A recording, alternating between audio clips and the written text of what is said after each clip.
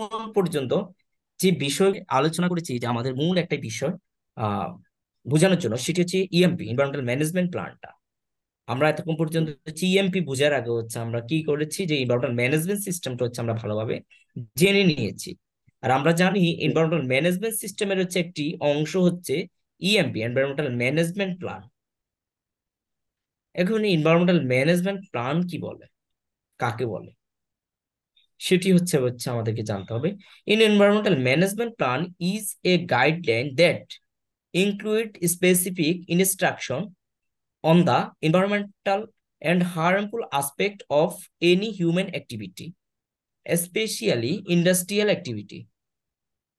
It is an integrated approach to environmental studies because environmental studies not only indicate the final state of development activities but also sustainable management. কি বুঝছেন বলেন? তাহলে environmental management plan বলতে হচ্ছে আমরা কি বুঝি, এটা একটা একটা প্রকার গাইডলাইন, যেটি হচ্ছে আপনার কিছু ইনস্ট্রাকশন থাকবে যে এনভায়রনমেন্টের যে ক্ষতিকর আসপেক্ট গুলো আছে, সেটি হিউম্যান দ্বারা হতে পারে, হিউম্যান অ্যাক্টিভিটির মাধ্যমে হতে পারে, ইন্ডাস্ট্রিয়াল অ্যাক্টিভিটির মাধ্যমে হতে পারে। সেটিকে হচ্ছে ম্যানেজমেন্ট করার জন্য যে পদ্ধতিগুলা, সেটি হচ্ছে এনভায়রনমেন্টাল ম্যানেজমেন্ট প্ল্যান মূলত।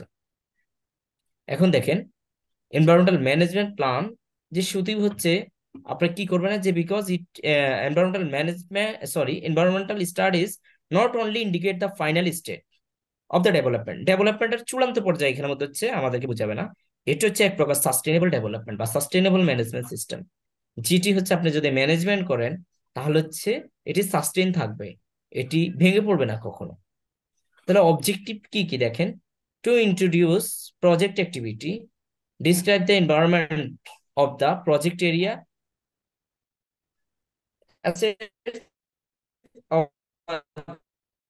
The environment of the project. এখন ইএমপি কয় প্রকার হয়ে থাকে? ইএমপি মূলত হচ্ছে দুই প্রকার হয়ে থাকে। এনভায়রনমেন্ট ম্যানেজমেন্ট প্ল্যানটা হচ্ছে দুই ভাগে বিভক্ত করা যায়। একটা হচ্ছে কনস্ট্রাকশন ফেজ আর একটা হচ্ছে অপারেশন ফেজ। আপনার কনস্ট্রাকশন ফেজে যে এনভায়রনমেন্টাল যে ক্ষতিগুলো হবে, এনভায়রনমেন্টাল ইম্প্যাক্ট গুলো হবে, সেটি হচ্ছে ম্যানেজমেন্ট করার জন্য এক একরকম পদ্ধতি থাকবে। আবার হচ্ছে আপনি যখন হচ্ছে কনস্ট্রাকশন ফেজটা কমপ্লিট হয়ে যাবে, যখন হচ্ছে আপনার ফ্যাক্টরি ইন্ডাস্ট্রি হচ্ছে অপারেশন অবস্থা থাকবে, তখন হচ্ছে যে অপারেশনাল কারণে আপনার যে হচ্ছে এনভায়রনমেন্টাল পলিউশন যেগুলো হবে, সেটা কি হচ্ছে হচ্ছে আপনি কিভাবে হচ্ছে ম্যানেজমেন্ট করবেন, সেটির জন্য হচ্ছে একটা প্ল্যান নিতে হবে, পরিকল্পনা নিতে হবে। তাহলে দুই দুই ভাগে প্ল্যানটা নিতে হবে। কনস্ট্রাকশন ফেজে একটা প্ল্যান নিতে হবে, তার পরবর্তী অপারেশন ফেজে হচ্ছে আমাদের একটা প্ল্যান নিতে হবে। এরপর প্রসেস অফ ইএমপি এবারে কি কি থাকবে, এখানের মধ্যে হচ্ছে আপনার লিগ্যাল এন্ড পলিসি কনসিডারেশন থাকতে হবে, আপনার পলিসি থাকতে হবে, আইনের যদি কোনো বাধ্যবাধকতা থাকে সেটি হচ্ছে আপনার এখানে থাকতে হবে। তার পরবর্তীতে হচ্ছে প্রজেক্ট ডিসক্রিপশন। এখন প্রজেক্টের যেই প্রজেক্ট নিয়ে হচ্ছে আপনি ইএমপি তৈরি করবেন, এনভায়রনমেন্ট ম্যানেজমেন্ট প্ল্যান করবেন, সেই সেটির হচ্ছে আপনার হচ্ছে প্রজেক্টের ডিসক্রিপশন থাকতে হবে। আপনার হচ্ছে ফ্যাক্টরি লোকেশন, ওই প্রজেক্টের লোকেশন কোথায়, প্রোডাকশন প্রসেস কি কি, কিভাবে সেখানে প্রোডাকশন হবে, সেটি হচ্ছে উল্লেখ থাকতে হবে। তারপর আপনি কি কি টাইপস এর ম্যাটেরিয়ালস ইউজ করবেন, সেটি হচ্ছে উল্লেখ থাকতে হবে। আপনার এখানের মধ্যে হচ্ছে আপনি কি হচ্ছে ফেব্রিক ইউজ করবেন, নাকি হচ্ছে আপনি এসিড ইউজ করবেন, নাকি আপনি হেভি মেটাল ইউজ করবেন, সেটি হচ্ছে আপনাকে কি করতে উল্লেখ থাকতে হবে। আপনি এখানে কি কি টাইপস এর মেশিন ইউজ করবেন, এই বিষয়গুলো উল্লেখ থাকতে হবে। তার পরবর্তীতে হচ্ছে আপনার থাকতে হবে বেসলাইন এন্ড অফ এনভায়রনমেন্ট। এনভায়রনমেন্টের বেসলাইন কন্ডিশনটা আপনাকে জানতে হবে। আপনার এনার্জি কনজাম্পশনের পরিমাণ কিরকম, ওয়াটার কনজাম্পশনের পরিমাণ কিরকম। শিওর, অনেক অধিকারী কোশ্চেন করেন। স্যার, র ম্যাটেরিয়ালস বলতে কি কি বোঝায় যদি একটু বলতেন? আমার মানে খেয়াল পড়তেছে তো পড়তেছে না, এর জন্য আর কি স্যার। আচ্ছা ঠিক আছে, আপনি একটি টি শার্ট তৈরি করবেন। এই টি শার্ট তৈরি করার জন্য আপনার কি কি লাগবে? কাপড় লাগবে, সুতা জি। লাগবে, ইলাস্টিক লাগবে, ঠিক আছে? এই জি। প্রত্যেকটা বিষয় হচ্ছে র মেটেরিয়ালস। Okay sir. যে জিনিস তৈরি করবেন সেই জিনিস তৈরি করার জন্য যা কিছু প্রয়োজন সেটি হচ্ছে র ম্যাটেরিয়ালস। Okay sir. ওকে, আমরা কন্টিনিউ করি। বেসলাইন অফ এনভায়রনমেন্ট, তাহলে হচ্ছে বেসলাইন আপনার হচ্ছে ওয়াটার ডাটা, এনার্জি ডাটা, তারপরে কার্বন ইমিশনের ডাটা, ওয়েস্টের ডাটা, ফিজিক্যাল এনভায়রনমেন্টাল ডাটা, এই যে ক্লাইমেট কন্ডিশনের data, hydrology, river system, biological environment. ঠিক আছে, এই সবগুলো বিষয় হচ্ছে আপনাকে বেসলাইন ডাটা হিসেবে নিতে হবে। মানে আপনার বেসলাইনে যেখানে হচ্ছে আপনার অপারেশন এখনো শুরু করেন না, আপনার কি কন্ডিশন আছে সেটি হচ্ছে আপনাকে কি করতে হবে, নিতে হবে। জি এর পরবর্তীতে হচ্ছে আপনি যখন হচ্ছে অপারেশন করবেন, অপারেশন পেজে চলে যাবেন, তখন বোঝা যাবে আপনার কন্ডিশনটা কি খারাপ হচ্ছে না ভালো হচ্ছে। সেটি কিসের মাধ্যমে বুঝবেন? আপনি হচ্ছে বেসলাইনের সাথে কম্পেয়ার করবেন। এর পরবর্তীতে হচ্ছে আপনার সোশ্যাল এন্ড কালচারাল রিসোর্স লাগবে। Social and cultural sir, resource অনেক কি সময় কি? তো স্যার এই যে পপুলেশন, আপনার এমপ্লয় লাগবে। বেসলাইন করার জন্য স্যার অনেক তারপরে সময় সোশ্যাল কিছু ইকোনমিক কিছু এন্ড কালচারাল। টেস্টিং করানো হয় বাইরে থার্ড পার্টি দিয়ে। যেমন স্যার হচ্ছে আপনার বয়লারের বয়লারের যে ইয়ে থাকে, বয়লারের যে ওয়াটার, পর হচ্ছে ধোঁয়া বেরোয় সেটা থেকে, তারপর হচ্ছে স্যার জেনারেটর থাকলে জেনারেটরের ই থেকে, তারপরে হচ্ছে স্যার কেমিক্যাল গোডাউন থেকে। এটা এটা হুম কি হুম স্যার হুম বেস হুম, লাইনের রাইট মধ্যে রাইট, পড়ে নাকি? এক্স্যাক্টলি। মানে আপনার হচ্ছে, হ্যাঁ হ্যাঁ, আপনার হচ্ছে যখন আপনি একটা প্ল্যান নেবেন না, এনভায়রনমেন্টের জি যে পলিউশন হচ্ছে সেটা রিডাকশন করার জন্য, মিটিগেশন করার জন্য একটা পরিকল্পনা নেবেন। এখন জি পরিকল্পনা যে ইমপ্লিমেন্ট করবেন, বাস্তবায়ন করবেন, বাস্তবায়ন করার আগে পরিবেশে একরকম থাকবে, বাস্তবায়ন করার পরবর্তী পরিবেশ কি হবে, আরেক রকম হবে। তাহলে বাস্তবায়ন করার জি। পূর্বের যে পরিবেশটা, সেটিকে মূলত হচ্ছে বলা হয় বেজলাইন। Okay sir. ওকে, ওকে আচ্ছা। স্যার। এর পরবর্তীতে হচ্ছে সোশ্যাল এন্ড কালচারাল রিসোর্স লাগবে। সোশ্যাল এন্ড কালচারাল রিসোর্সের মধ্যে কি কি থাকবে? পপুলেশন, অর্থাৎ হচ্ছে আপনার ম্যান পাওয়ার, ম্যান পাওয়ার থাকবে। তারপরে সোসাইও ইকোনমিক, আর্থসামাজিক উন্নয়ন, এবং কালচারাল এনভায়রনমেন্ট থাকবে, কমিউনিকেশন থাকবে, এই বিষয়গুলো থাকবে। আপনার যে এনভায়রনমেন্টাল ম্যানেজমেন্ট প্ল্যান সেটা অবশ্যই কমিউনিকেটিভ হতে হবে। ঠিক আছে, তাহলে হচ্ছে আমরা, এটা হচ্ছে ইএমপি, এনভায়রনমেন্ট ম্যানেজমেন্ট প্ল্যানের প্রসেস। এই যে বিষয়গুলো উল্লেখ করলাম, চারটি বিষয় মেইনলি। এর মধ্যে হচ্ছে আরো, এটার মধ্যে হচ্ছে সাব ডকুমেন্ট অনেক প্রকার রয়েছে, অনেকগুলো বিষয় আছে, রিকোয়ারমেন্ট আছে, সেটি হচ্ছে অবশ্যই লাগবে। নেক্সট আমরা চলে যাই। আচ্ছা, এক্সাম্পল অফ ইএমপি। আপনার এখানে একটা একটা এনভায়রনমেন্টাল ম্যানেজমেন্ট প্ল্যানের একটা হচ্ছে এক্সাম্পল দেওয়া হয়েছে। এখানে ফিনিট রিসোর্স ম্যানেজমেন্ট প্ল্যান, যে আমাদের যে ফিনিট রিসোর্স কি কি, যেমন হচ্ছে এখানে উল্লেখ আছে ফুয়েট, ওয়াটার, এনার্জি, ম্যাটেরিয়ালস, এক্সেট্রা। এগুলোকে হচ্ছে আমরা ফিনিশ রিসোর্স বলতে পারি। তাহলে হচ্ছে এগুলোকে কি করতে হবে, ম্যানেজমেন্ট করতে হবে। ঠিক আছে, এখন ফিনিট রিসোর্স ম্যানেজমেন্ট করার জন্য হচ্ছে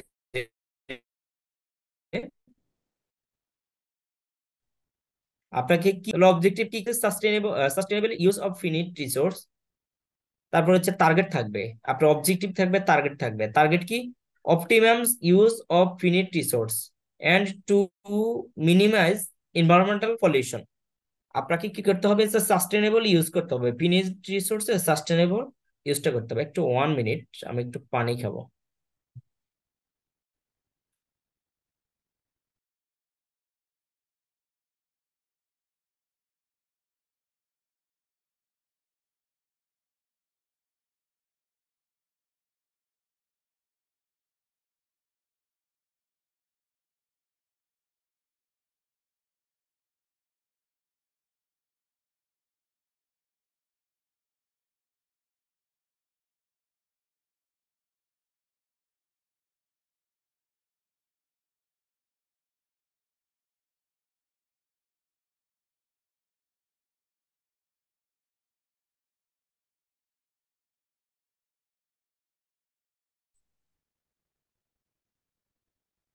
আচ্ছা, আমরা কন্টিনিউ করি। তাহলে হচ্ছে আপনাকে হচ্ছে sustainable use, what is sustainable use. আমরা জানি, আমরা যখন সাস্টেনেবিলিটির সংজ্ঞা পড়ি, সাস্টেনেবিলিটি হচ্ছে সহজ ভাষায় যদি বলি, আমাদের বর্তমানে যে সম্পদ আছে সেটি হচ্ছে আমরা ব্যবহার করব, এবং ভবিষ্যৎ প্রজন্ম যাতে ব্যবহার করতে পারে সেই জন্য হচ্ছে তাদের জন্য রেখে দিতে হবে। ঠিক আছে, আমাদের যতটুকু প্রয়োজন ঠিক আমরা ততটুকু ব্যবহার করব, বাকিটা আমরা নষ্ট করব না, সেটি হচ্ছে ভবিষ্যৎ প্রজন্মের জন্য রেখে দিব। তাহলে ফিনিট রিসোর্স যেটা হচ্ছে আমার হচ্ছে জৈব জ্বালানি হতে পারে বা জৈব সম্পদ হতে পারে, যেটি হচ্ছে একসময় শেষ হয়ে যাবে। আমরা জানি ফুয়েল, ফুয়েল হচ্ছে মাটির নিচ থেকে, আমরা যদি ফুয়েলের কয়েকটা উদাহরণ দিই, গ্যাস হতে পারে, ডিজেল হতে পারে, এগুলো হচ্ছে আমাদের মাটির নিচে হচ্ছে আমরা হচ্ছে কয়লার খনি থেকে পাই। তাহলে হচ্ছে এগুলোর পরিমাণ খুবই নির্দিষ্ট। এর পরবর্তীতে হচ্ছে ওয়াটার, গ্রাউন্ড ওয়াটার, গ্রাউন্ড ওয়াটারের পরিমাণও কিন্তু হচ্ছে নির্দিষ্ট। আমরা যদি হচ্ছে অতিরিক্ত পানি যদি হচ্ছে এক্সট্রাকশন করে থাকি, তাহলে হচ্ছে সেটি হচ্ছে আবার হচ্ছে রিসার্চ হতে কিন্তু হচ্ছে অনেক সময় লাগে। তো সুতরাং হচ্ছে এগুলোকে হচ্ছে আমাদের যতটুকু প্রয়োজন ঠিক আমরা ততটুকুই ব্যবহার করতে হবে, মাত্রাতিরিক্ত ব্যবহার করা যাবে না। এখন দেখেন হচ্ছে তাহলে আমার অবজেক্টিভ সেট করলাম, দেন হচ্ছে আমার টার্গেট, টার্গেট হচ্ছে কি, optimum use of finite resource and to minimise environmental pollution. তাহলে হচ্ছে আমি যখন হচ্ছে ফিনিট রিসোর্সের অপটিমাম ইউজ করবো, তখন হচ্ছে আমার কি হবে, এনভায়রনমেন্টাল পলিউশনটা মিনিমাইজ হয়ে যাবে অটোমেটিকলি। এটি হচ্ছে আমাদের মূলত টার্গেট। তাহলে যে এখানে অ্যাকশন একটা অ্যাকশন বলেছি কি কি দেখেন, using automated system to reduce energy consumption, provide training on the use of electricity and how its impact on the environment, if it will be controlled, efficient ultra modern machineries that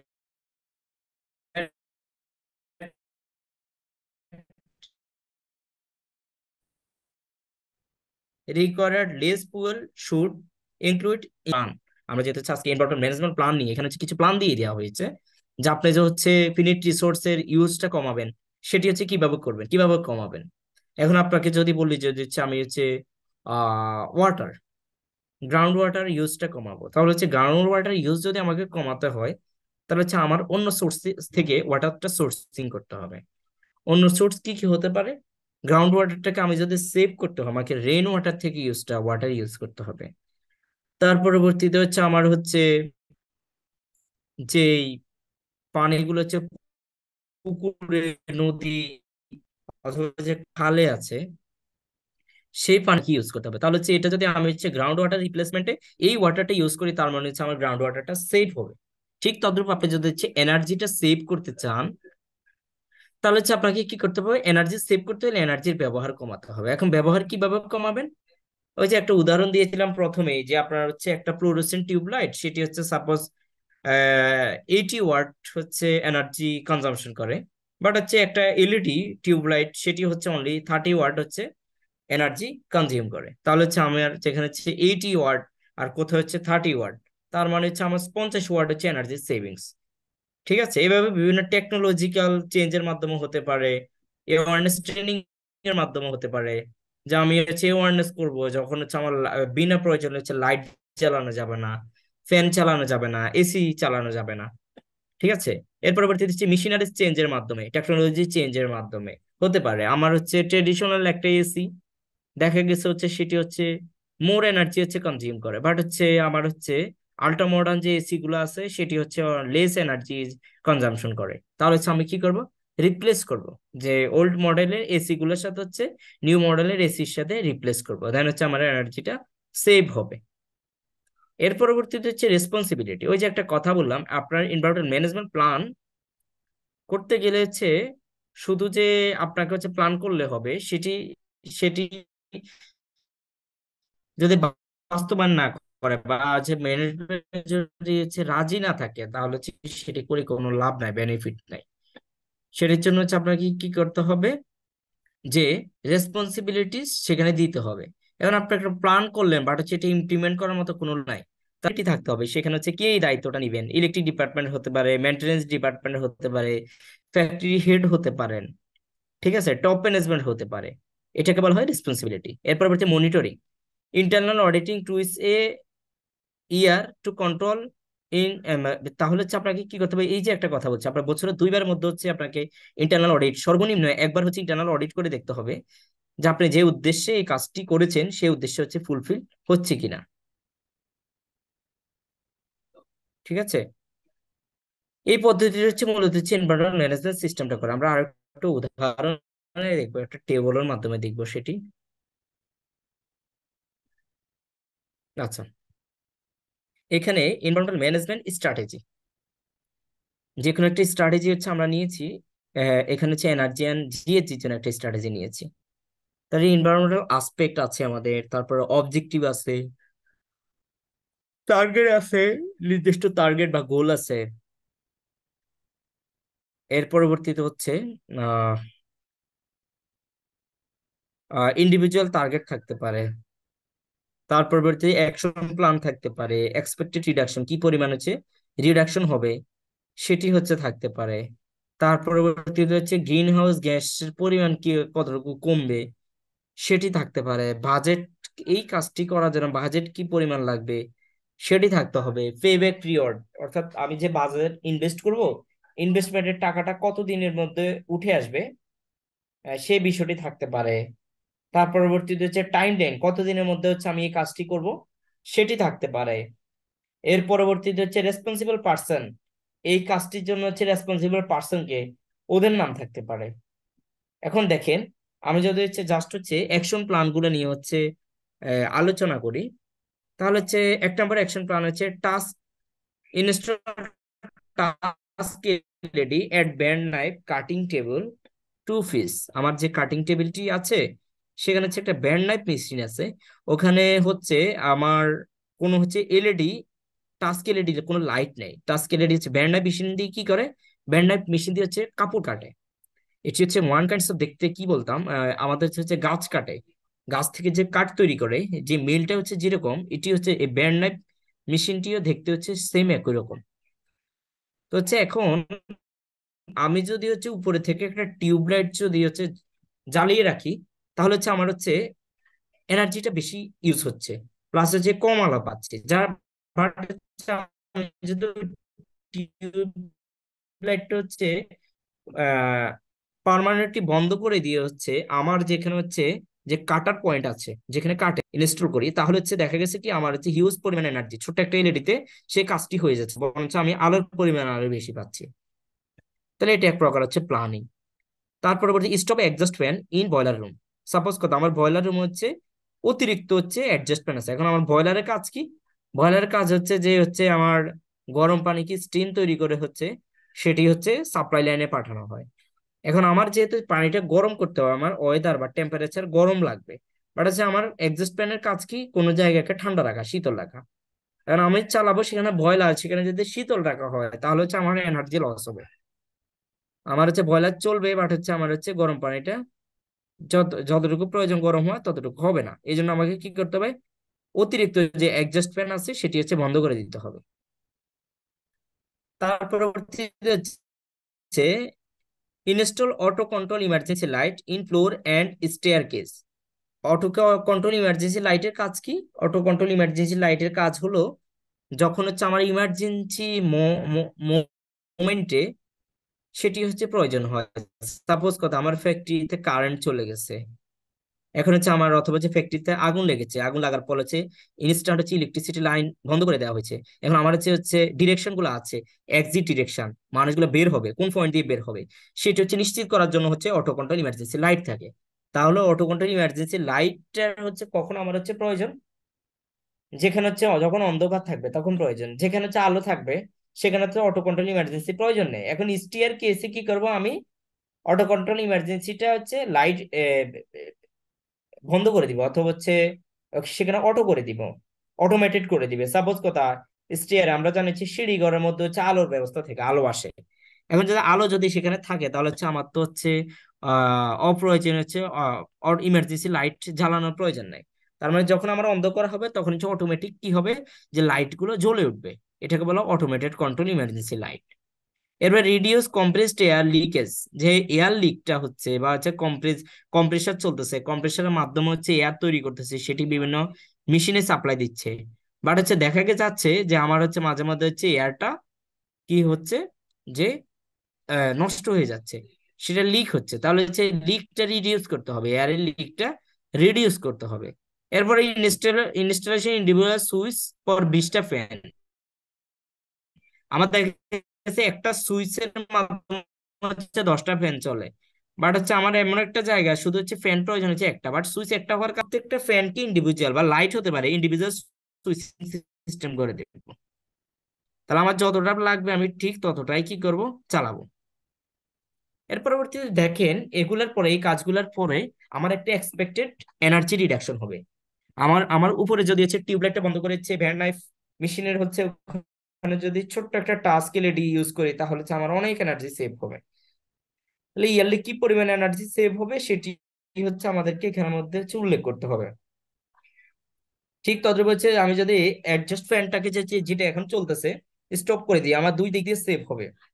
একটি হচ্ছে আমার বয়লারে water যে জলীয় বাষ্প করার জন্য বেশি temperature প্রয়োজন হবে, বেশি ফুয়েলের প্রয়োজন হবে না। এরপর আরেকটি হচ্ছে অ্যাডজাস্টমেন্ট চললে যে এনার্জি কনজিউম করতো সেটি কিন্তু বন্ধ হয়ে যাবে। তো এইভাবে প্রত্যেকটা জিনিস ঠিক তদ্রুপ হচ্ছে আমার যখন হচ্ছে এনার্জি কমবে আমার অটোমেটিক গ্রিন হাউস গ্যাসও কমে যাবে। এখন কি পরিমাণ কমবে সেটা আমাদেরকে কি করতে হবে, ক্যালকুলেশন করে বের করতে হবে। এর পরবর্তীতে আসেন বাজেট। এই যে কাজগুলো আমি করব এই কাজগুলো করার জন্য বাজেট লাগবে না? অবশ্যই বাজেট লাগবে। তাহলে হচ্ছে আমি বাজেটটা ইনভেস্ট করলাম। আমি প্রথম কাজটা করার জন্য হচ্ছে বাজেট ইনভেস্ট করলাম কত টাকার, 4,920 টাকা। 4,920 টাকার হচ্ছে আমি বাজেট করালাম। এখন 4,920 টাকা যখন বাজেট করালাম, এটার পিছনে খরচ করলাম, তাহলে হচ্ছে আমার যে এনার্জিটা সেভ হবে এই সেভিংস এর কারণে কি করবে, আমার টাকাটা একসময় উঠে আসবে, পেব্যাক পিরিয়ড হবে। তাহলে কয় বছরে আমার টাকাটা উঠে আসবে? 2.4 ইয়ার্সে। ঠিক আছে, এটি হচ্ছে মূল বিষয়। তার পরবর্তীতে হচ্ছে আমার একটা টাইমলাইন লাগবে। আমি কত দিনের ভিতরে কাজ করব? আমি তো হচ্ছে 5 বছর 10 বছর একটা কাজ একটা প্রজেক্ট ইমপ্লিমেন্ট করার জন্য হচ্ছে সময় নিতে পারবো না। আমাকে নির্দিষ্ট একটা টাইমের ভিতরে ওই কাজটা কমপ্লিট করতে হবে। এর পরবর্তীতে এই কাজটার জন্য রেসপন্সিবল পার্সনকে, সেই রেসপন্সিবল পার্সনটাকে আমাকে মেনশন করতে হবে। যাই হোক, আপনারা বুঝতেছেন? সবাই আছেন না ঘুমাই গেছেন? স্যার বুঝছি। না স্যার, আর একটু পরে তারাবি পড়তে যাবো, ঘুমাতে যাইনি। আচ্ছা, অনেকের কথাই বারবার শুনতেছি। না, আসি তো স্যার। লাস্ট, আচ্ছা আচ্ছা ঠিক আছে, এটি হচ্ছে লাস্ট স্লাইড ছিল। তো হচ্ছে আমাদের হচ্ছে সর্বশেষ যে বিষয়টি সেটা হচ্ছে আপনাদের অ্যান্সার এন্ড কোশ্চেন। এটি ছিল আসলে হচ্ছে এনভায়রনমেন্টাল ম্যানেজমেন্ট প্ল্যান, অর্থাৎ টোটাল যে আমার এনভায়রনমেন্টাল পলিউশন হচ্ছে সেটি কন্ট্রোল করার জন্য হচ্ছে আমি যে একটা প্ল্যান তৈরি করব, এই প্ল্যানটাকে মূলত হচ্ছে বলা হয় এনভায়রনমেন্টাল ম্যানেজমেন্ট প্ল্যান। তার মানে হচ্ছে আজকে আমার পুরো সেশনের মূল এই যে এখন যে টেবিলটা দেখতেছেন এটি হচ্ছে মূল বিষয়, আলোচ্য বিষয়। ঠিক আছে, এটি হচ্ছে আমাদের মূল প্ল্যান। এই প্ল্যান যখন আমি ইমপ্লিমেন্ট করব, দেন হচ্ছে আমার হচ্ছে এনার্জি যে কনজাম্পশনটা কমে যাবে, গ্রিন হাউস গ্যাসের মাত্রাটা কমে যাবে। বুঝে আসছে? এটি ছিল আজকের আলোচনার মূল বিষয়। তো যাই হোক, আপনারা কে কি বুঝলেন একটু বলেন কাইন্ডলি। আর বা আপনাদের কোনো কিছু আর জানার আছে বাড়তি, বা কোথাও কোনো কিছু না বুঝলে আবার বলেন, রিপিট করবো।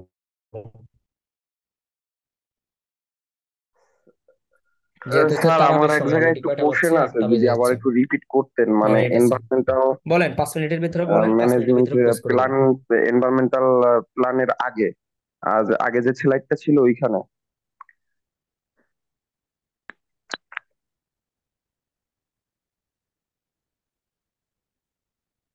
এখানে নাকি আরো আগে?